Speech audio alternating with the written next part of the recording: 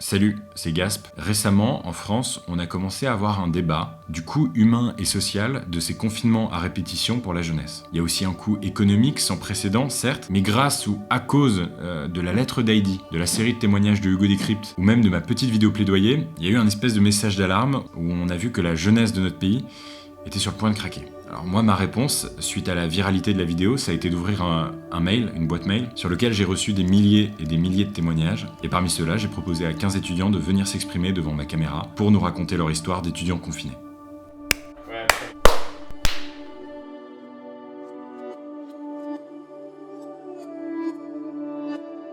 Alors je m'appelle Robin, du coup j'ai 18 ans, je suis en L1 économie parcours sociologie, donc à l'université de Paris, anciennement Paris Diderot dans le 13e. Je m'appelle Camille, j'ai 18 ans, j'habite à Draveil dans l'Essonne. C'est ma première année d'études, l'année dernière du coup je passais mon bac. On avait presque plus de travail à faire, même à la fin, on était je sais pas, fin mai. Les profs, ils savaient très bien qu'on n'allait pas passer le bac, du coup, ils donnaient plus de travail, quoi. J'étais censé passer mon bac, donc je ne l'ai pas passé. Je l'ai eu avec mention très bien, je ne sais pas par quel miracle. À partir du moment où j'ai très vite compris qu'on n'allait pas le passer, j'ai vraiment totalement give up mon année scolaire. On était lâchés dans la nature, quoi. Quand on nous a dit qu'il n'y aurait pas d'épreuve, il y a eu un côté où on s'est dit il y a un soulagement. Après, il y a eu un côté où on était déçus. Enfin, moi, j'ai été déçue. Enfin, du coup, on n'a pas vécu ce qu'un lycéen devrait vivre.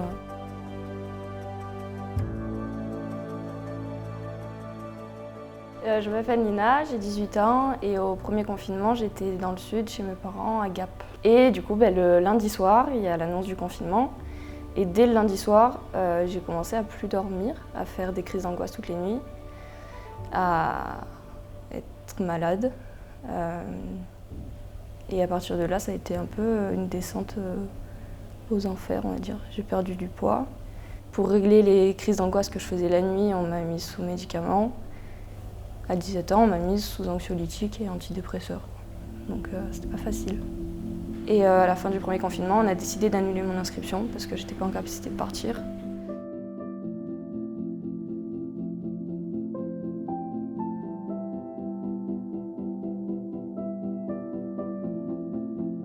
Alors, je m'appelle Alice, j'ai 20 ans, je suis étudiante à Londres, j'étudie un bachelor de business management. Je m'appelle Audrey, j'ai 22 ans et je suis en dernière année de licence de chinois. C'était début mars, mi-mars, à Londres, le Covid, on n'entend pas parler.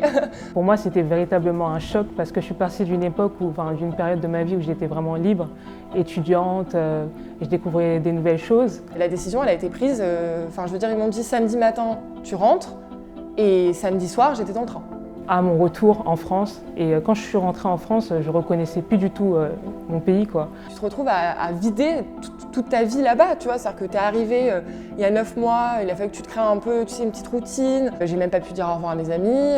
C'était vraiment un choc, quoi.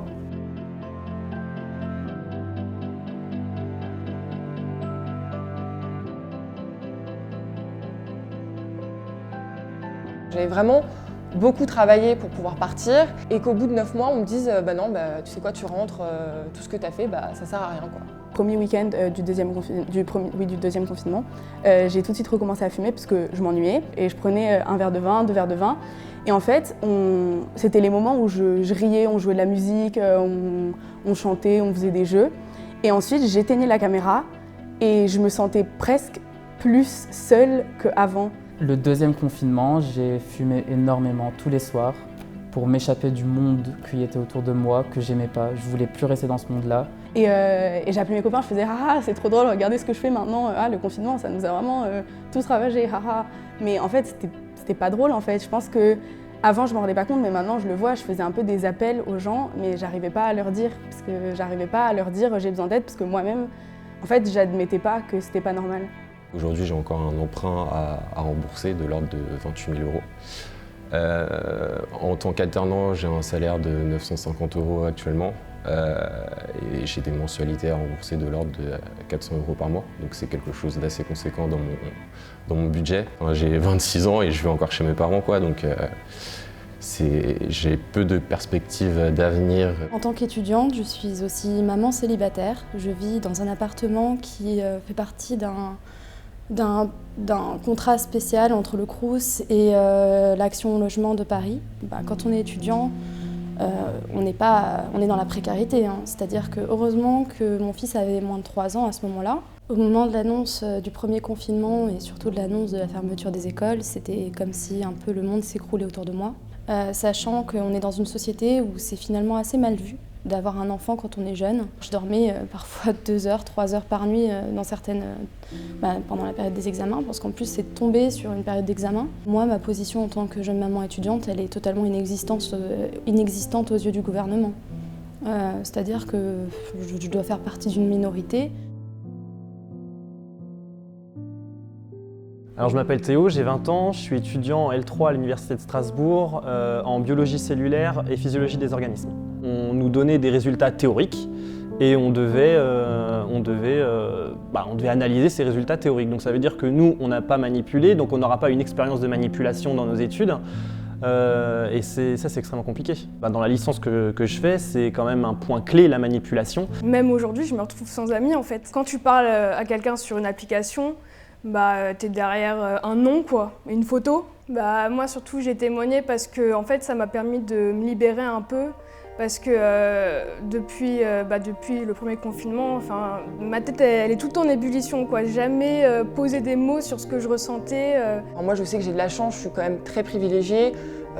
Mes parents n'ont pas perdu leur boulot. Il en reste pas moins que je ne sais pas quelle aura la valeur de mon diplôme parce que tous mes examens sont en ligne, j'ai jamais vu mes profs, je ne vois pas mes camarades de classe. On a commencé vraiment à se poser des questions sur est-ce que le coût social ne sera pas plus important que le coût humain en quelque sorte. Peut-être que cette lutte pour la pandémie et pour sauver des vies va nous coûter plus cher que la pandémie elle-même. Depuis 10 mois de la situation sanitaire, on a essayé de tout faire pour sauver des vies, mais aujourd'hui ça fait 10 mois qu'on vit de manière atrophiée et je pense que ce qui serait vraiment important maintenant, c'est de sauver la vie tout court. Pour nous les étudiants, c'est difficile parce qu'on est l'avenir de la France. Et même s'il y a des adultes qui disent oui, on se plaint, c'est sur nous qui vont devoir se reposer dans le futur. Il ne faut pas se dire ou comparer les étudiants à ce que les adultes, entre guillemets, parce qu'on est des jeunes adultes, vivaient il y a 20 ans, parce que ce n'est pas la même chose. Une pandémie, c'est incomparable. Ceux qui disent ça, en tout cas pour la génération de mes parents, ils ont vécu dans des années qu'on aimerait bien vivre. Je trouve qu'il y a un manque absolu de reconnaissance du gouvernement. Moi, quand j'ai entendu la ministre de l'Enseignement supérieur qui parle de difficultés à rouvrir les facultés pour le bonbon qui traîne sur les tables, je veux dire, j'en ai pas dormi la nuit. Je me suis dit, mais qu'est-ce que c'est que cette histoire, quoi ? On a quelqu'un qui nous voit comme des enfants de primaire. Et voilà, on essaie de garder espoir, même si c'est compliqué. Faut garder espoir. Voilà.